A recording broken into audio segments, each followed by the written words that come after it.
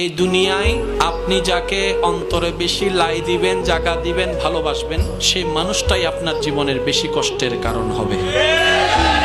আপনি যে মানুষটাকে অন্তর থেকে বেশি চাইবেন, আপনি যে জিনিসটা অন্তর থেকে বেশি আশা করবেন, চাইবেন, সেটাই আপনার থেকে যত দ্রুত হারাই যেতে থাকবে।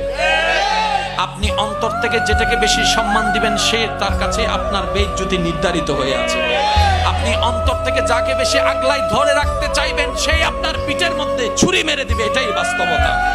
এটা কেন হয়? রব বলে যে তোর অন্তর্গতটা রব হিসাবে আমার জন্য, উম্মত হিসেবে তোর অন্তর্গতটা তোর নবীর জন্য। আমি আল্লাহ বলছি না দুনিয়াকে ভালোবাসবি না, মাকে ভালোবাসবি না, ভাইকে ভালোবাসবি না, বউকে ভালোবাসবি না, স্বামীকে ভালোবাসবি না, বন্ধুকে ভালোবাসবি না। আমি বলছি না, আমি আল্লাহ চাচ্ছি আগে আমাকে ভালোবাস, তারপর আমার নবীকে ভালোবাস।